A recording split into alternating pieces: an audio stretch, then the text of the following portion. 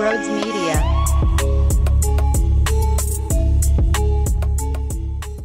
What is going on, everyone? A really fun show today. I can't wait for you all to listen. Before we dive into it, though, three things I need you. Well, 4 things I need you to do. 1, TikTok at Brodes Media. You will not hate that decision if you hit that follow button. Twitter at Brodes81. We are so close to 6,000 followers on Twitter. You will not hate that decision if you hit that follow button. Subscribe to the channel if you are new. We talk about Philadelphia sports every single damn day here. You will not hate that decision if you smashed it. And then also the like button. I don't know how it really impacts you. You probably won't hate that decision. I know I won't hate that decision, but I would appreciate all the support. And I do appreciate all the support. Thank you all so much and enjoy the show.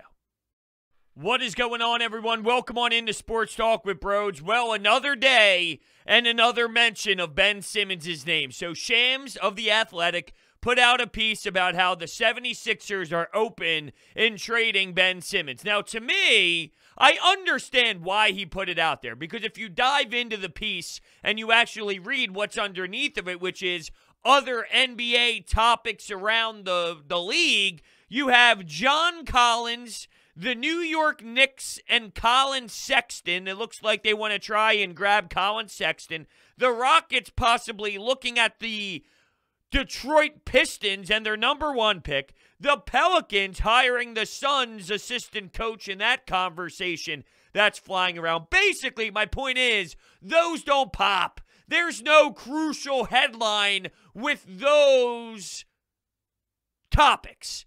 So why not throw Ben Simmons and that whole drama out there? It will get the clicks. It will get the Philadelphia media attention. When I read the article, I saw nothing new. Basically describing how Ben Simmons and Joel Embiid failed in a 7-game series to the Atlanta Hawks, and Ben Simmons has issues shooting the basketball, considering he missed a dunk that was easy and instead passed it up for Matisse Thybulle, describing why the Sixers are looking to move forward from Ben Simmons is not really a story to me. Now, something that was thrown in there that did stand out compared to the rest of the dialogue was they're looking for an all-star in return. But here's why I say all of this. What's new?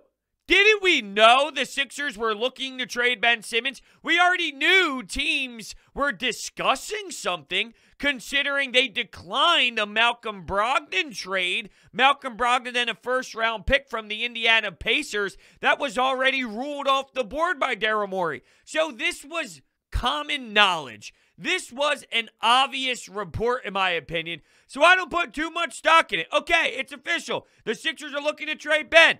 We've been talking about that for weeks. This damn city has barely turned the page on the 76ers failing the way that they did. Sometimes you try and push forward with the Philadelphia Phillies topic as they're 500, and they made a good push with 3 series wins before the All-Star break. But ultimately, it's been Danny Green comments. It's been Ben Simmons. It's been where does Daryl Morey go from here? That's what has been the hottest topic. So this is nothing. Shams' report is absolutely nothing to me. And it's somewhat everything we already understood about this franchise. There's some teams that would be interested in Ben Simmons.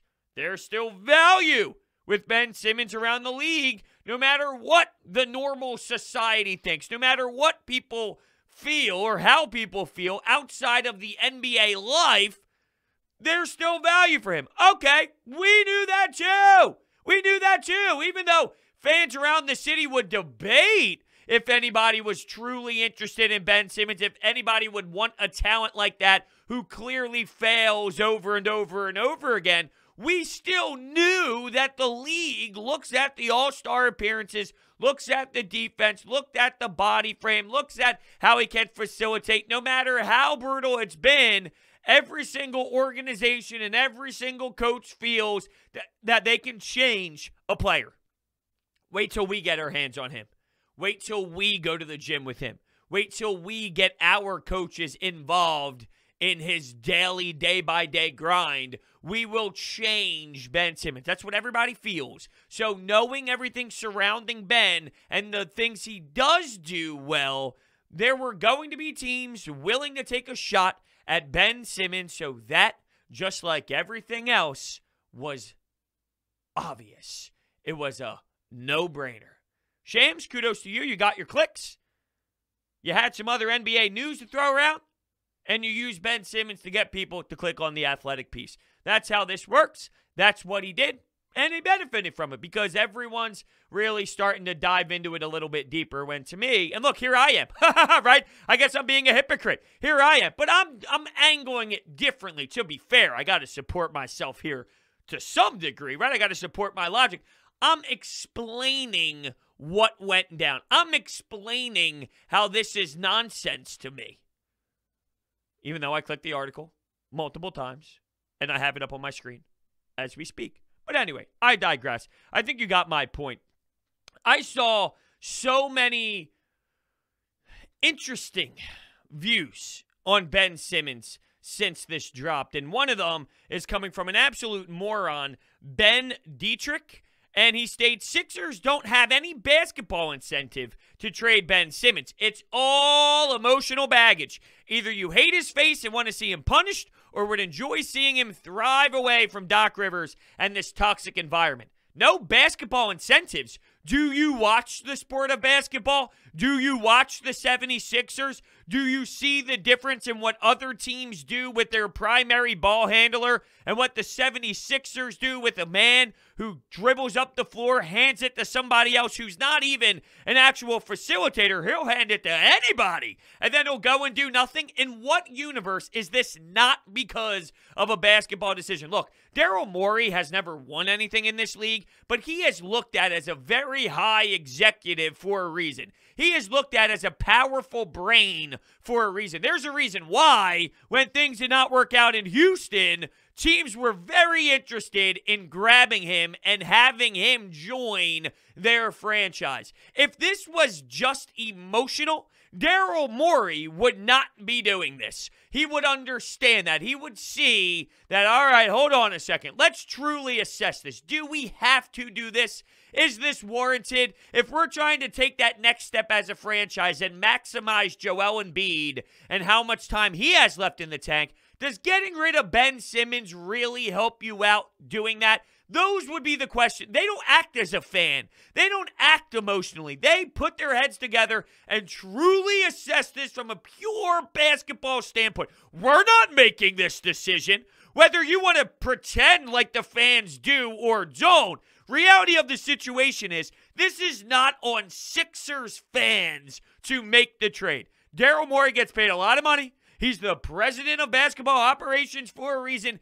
He's the one that comes down with this. So, he's the one that sees something has to change because this doesn't work. My man cannot shoot a basketball in the National Basketball Association. We need to head in another direction. Just an asinine statement by that individual, and he's getting blasted all over Twitter. Clearly, you don't understand the sport. There are still some Ben Simmons supporters out there, though, that truly believe he's going to change. And kudos to you for being more optimistic than I am. But there's no way after this long, automatically, things are just going to change and it's going to go in another direction. He's now national story, nationally getting mocked. That's where he's at. The SBs are putting together a package, and he's bricking every single damn shot. So now he gets made fun of for that, and I don't have an issue with it at all. Unfortunately, with where we are with comedy in general, you have to take such a step back with jokes that you could even make compared to where it was in the 90s and the early 2000s, which changed the landscape of comedy as a whole. But even in these moments of some sort of award ceremony where there's a host or there's individuals up there throughout the show that take jokes towards other athletes, other musicians, other rappers, other artists, it's all part of the game. So it's all fun and games. You should laugh at it. But Ben specifically, I mean, you were such garbage. And you are so damn atrocious that you are now getting mocked. There's no way that you could return to this city. And I don't even know.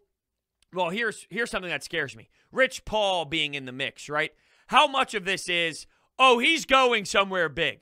Oh, this can't hurt the brand of Clutch Sports. We can't have him playing in Minnesota or Cleveland, or even though LeBron James did, but that's a different story, okay? I mean, LeBron James from that area, bringing the championship back home. That's not the same as Ben Simmons and the way that would look for Clutch Sports as Ben Simmons.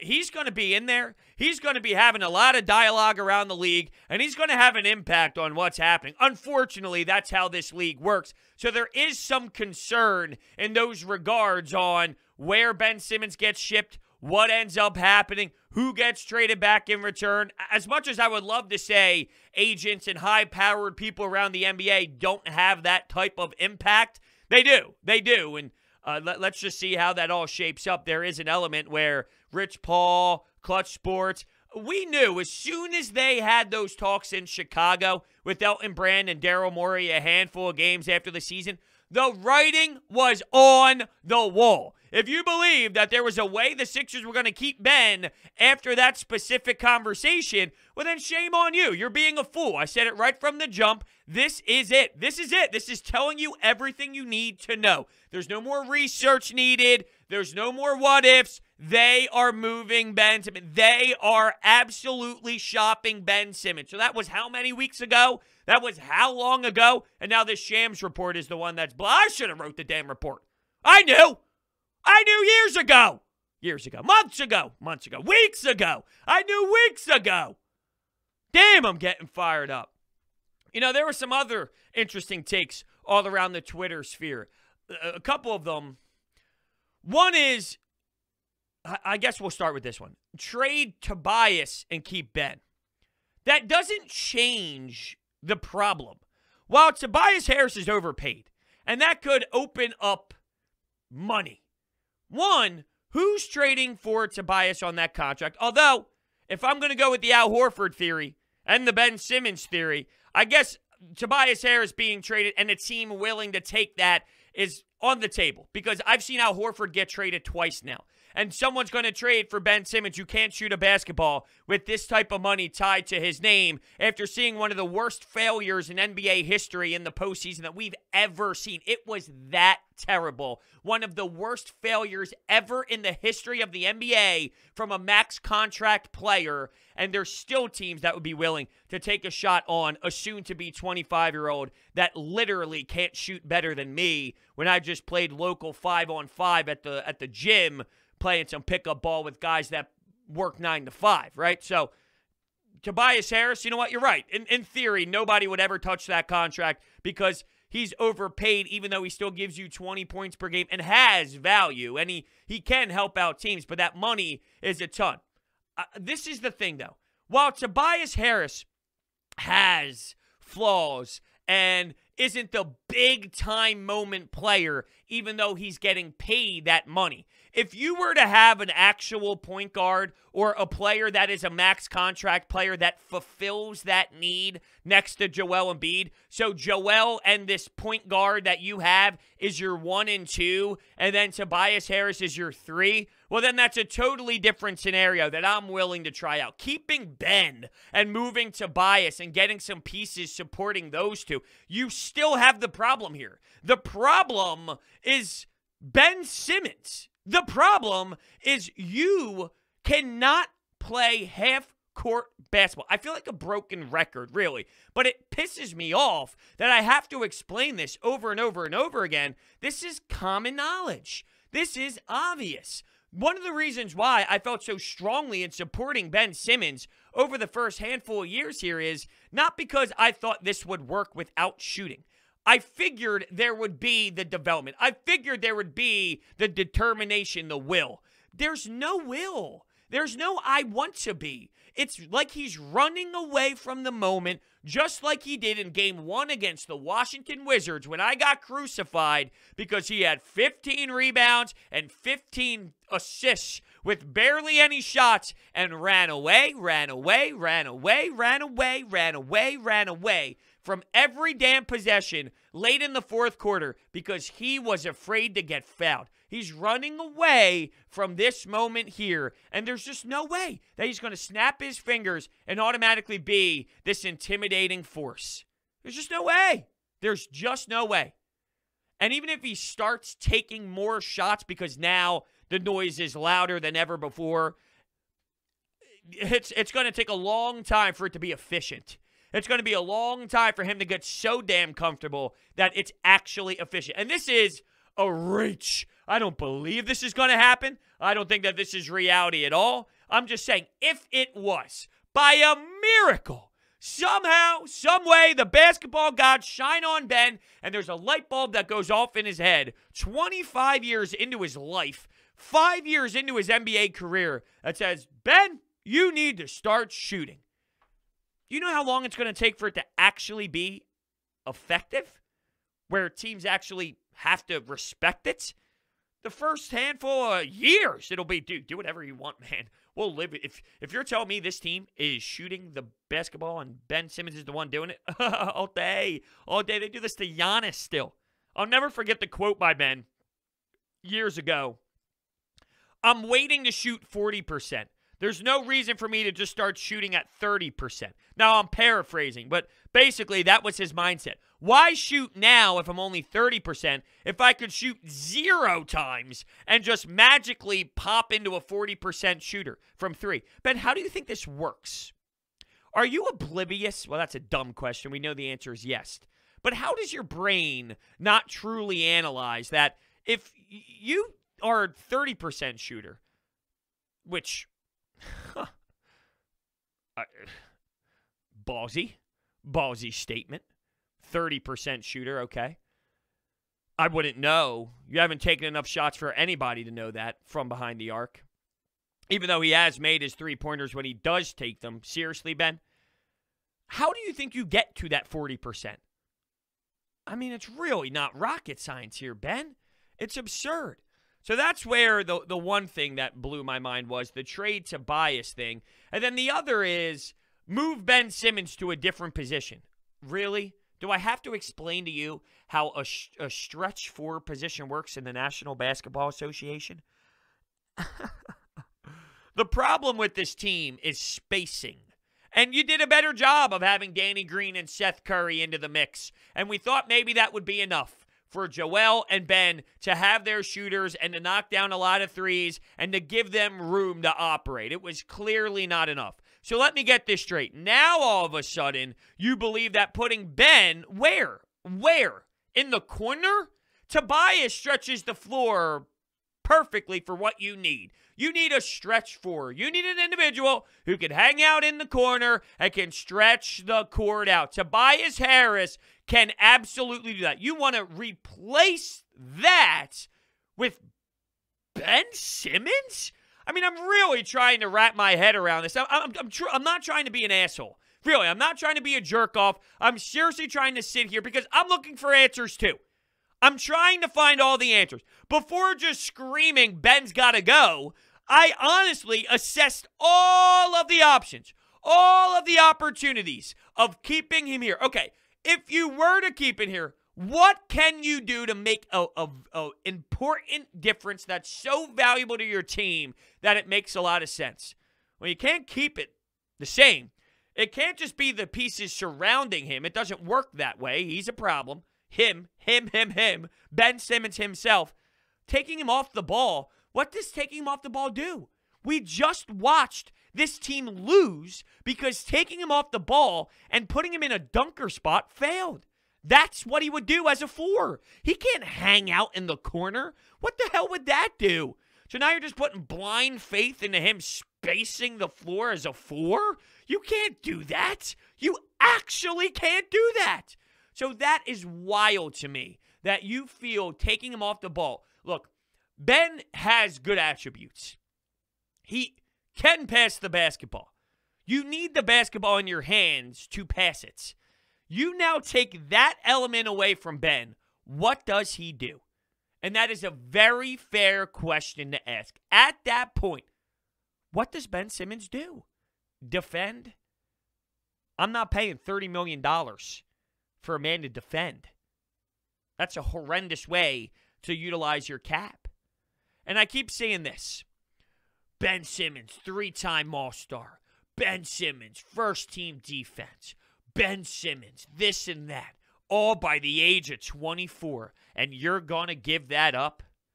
How are you so naive? How are you so brainwashed? Why are you just pretending? You're right. Those are real. That happened. There's All-Stars that make the All-Star game. Okay. You know, DeMar DeRozan, Kemba Walker. There's players who make the All-Star game. Come on. That doesn't mean everything to me, that you make the All-Star game. Really? Especially with how it works these days with fans and, you know, these coaches around the league and this and that and by his peer. Okay. All right. Come on. It's fugazi is what it is. But why can you look at that but then not look at what happened throughout these games? And it wasn't just one moment, you know? Because some feel you're just over-analyzing that one moment underneath the basket. That was the tell. That's what defines it. And when I say it, I'm talking about the internal issues with this franchise. That right there, that moment is describing the big picture and the huge monstrous scenario that we are in right now as a franchise. So, you know, I got a piece of hair in my mouth, and that's what I have to say about Ben Simmons.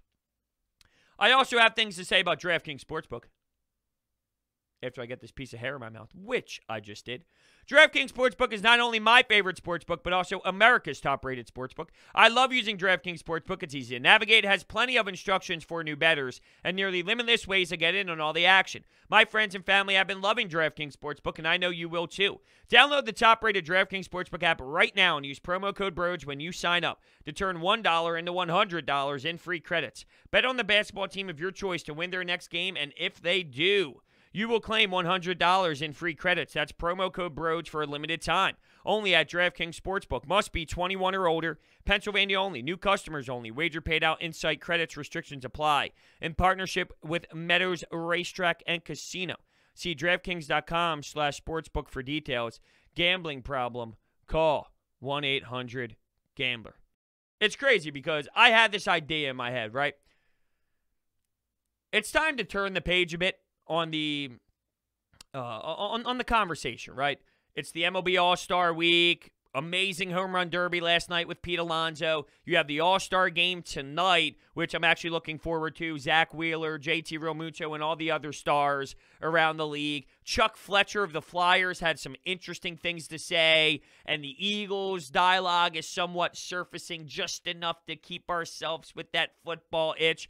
All right, let's try and move on. Let's try and hit the pause button on this because I feel all of the frustration has been let out, and I feel like everyone understands where the emotions are. And then this comes out, and with a blink of an eye, I'm getting fired up. I truly didn't know where this was going to go in the beginning. I said, hit the start button, Brodes, and just let it fly, and we'll see where it takes you. Now, I do that a lot of the times. That's not anything new, but Maybe I surprised myself and I shocked myself, but you know he's someone where you mention his name and you know he's toxic. He's a toxic individual. He's a toxic player, and he's very controversial. So I guess I'm not surprised, but I am surprised at the same time that it rocked this way. What else do I have to say on this bad boy? There's a couple other things that I definitely wanted to touch on because I did jot a couple notes down. Oh, yeah, so I was on the Fanatic on Saturday and Sunday this last week, and this last weekend. So we were talking about Danny Green and the comments that he made, and it got into the how important Danny Green was for this team type of talk.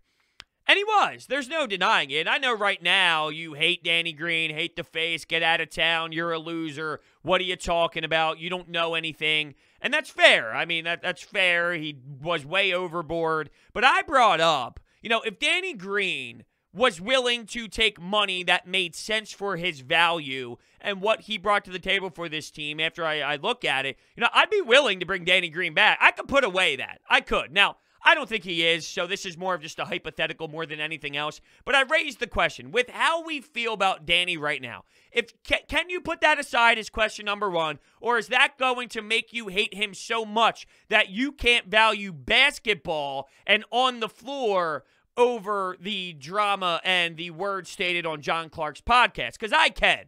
If Danny Green was available for reasonable money, not overpaid like he was last year, remember he was part of that Al Horford deal, so you needed to take some of that contract, he mattered. He definitely mattered. You had to start Furkan Korkmaz in playoff games, and that's horrendous. You do not win with that. Danny Green still has things left in the tank. He still matters with the locker room and the culture and the environment, and he's got a winning attitude that's brought to the arena every day. I personally could separate that, but it was interesting to hear the back and forth because some shut him out so much where I don't want this fool here. I don't want this clown here. And those were clown statements. If we want to go down the Bryce Harper quote tree, that's a clown, well, he said clown question, but it's a clown statement. It's a clown statement by Danny. If he came back, though, on reasonable money, I could separate that because I know he still helps this team. But a caller called in because what was brought up was, would you lose that series if Danny was there? And I don't know. That's an interesting question. I feel like it's fascinating to look at. Not starting Furkan Korkmaz, who went 1 for 5 from 3 in 3 straight games at one point. That's a major difference. Now, Danny Green got shredded by Trae Young in Game 1. But that doesn't mean he is a horrendous defender and there's no way he could hold his own against any other matchup or on any other given night. Because he could.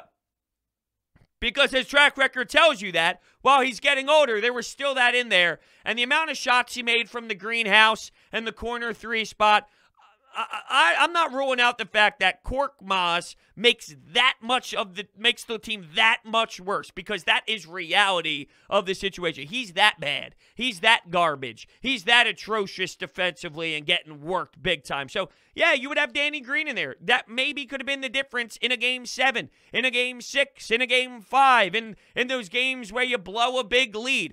So we had a caller in saying that I'm an absolute idiot and I'm a moron because Ben Simmons was the problem. If Ben Simmons didn't pass up shots, I get that. I'm not saying Ben Simmons wasn't the biggest problem. I think that's pretty clear and obvious. Both of these statements can be true. Ben Simmons sucked. Ben Simmons was egregious. Ben Simmons was such a fucking problem that you lost the series percentage-wise because of, if you look at the pie, Ben Simmons is the biggest part of the pie. But that doesn't mean that you can't look at the rest of the team, what else happened also, and Korkmaz over Danny Green is such a huge difference that, yeah, that could have played a role in the game with the series went to 7 games with 20-point lead blown leads. Can't even get my damn words out right now. I think it's obvious that you can look at both of those scenarios and relay the message properly. So hopefully you guys all can too.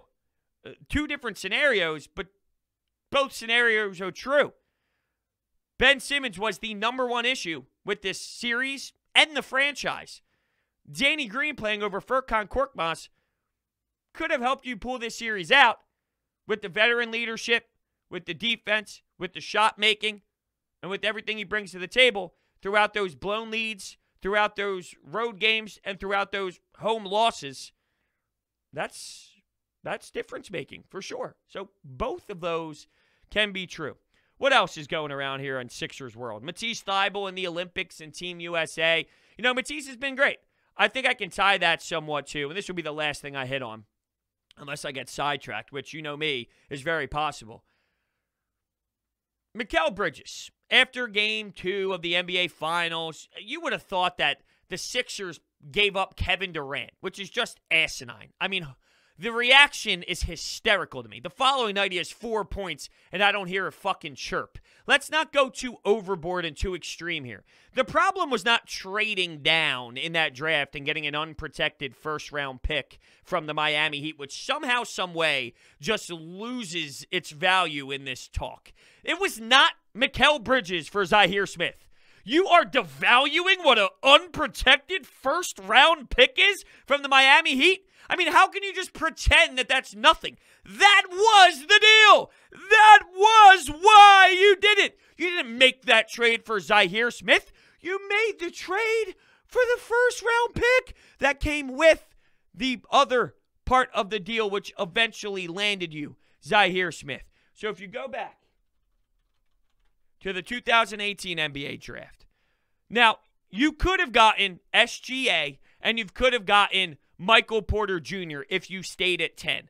That's more of a problem than trading down. But okay, let's say you do go and trade down. Let's say you go and trade down. If at 16 you drafted Dante DiVincenzo, which was selected right after him, or Kevin Huerter, who was selected 3 picks after him, this isn't even happening. This screaming about Mikal Bridges, it's not even happening. And you can't just not add context.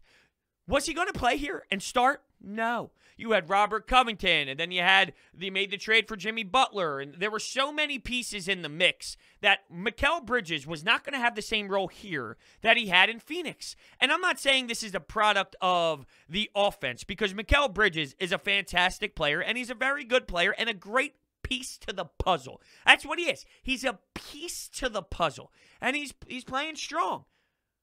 Devin Booker and Chris Paul, Jay Crowder, DeAndre, the team that Monty Williams has and the way that they perform maximizes Mikal Bridges. Ben Simmons, Joel Embiid, I don't think that maximizes Mikal Bridges, where what you see in Phoenix, you're not getting in Philadelphia, in my opinion. You're not getting that same player. Now, he would help you. He's a 3-and-D guy. He would help you. He's a good player. But it's gotten way too much. Way too much. And it ties to the Matisse thing, because Matisse hit a couple jumpers. And now it's, Matisse next year. It's been like 2 weeks since the season ended. Matisse Thybulle has not grown in so many damn areas offensively over 2 weeks that now Matisse Thybulle is ready to take over. You know, there were some different sets. I saw that one where he set a screen and he slipped, and he got a nice, easy basket with a wide-open lane to the rim, and that was fantastic. I don't see the Sixers utilizing him in that way, but, you know, you're talking about these jump shots and this and that. Nothing has changed in Matisse Thybulle's game from 2 weeks ago. That's not enough time to become way more lethal in one area, especially when you're getting ready for the Olympics, knowing you're training for the Olympics, getting together with Australia. You don't have your own personal time to really start intensely working on your craft to that level. So, once again, this overreaction to where Matisse Thybulle is after a couple Olympic games that are exhibition, I don't know. To me, it makes me laugh, and clearly it makes me lose my mind a bit, because it's so strange to see the intensity jump with some of these players and some of these games and the way that people react, basically. So with that all said, I want to thank you all so much for listening to this episode of Sports Talk with Brodes, and I will catch you next time.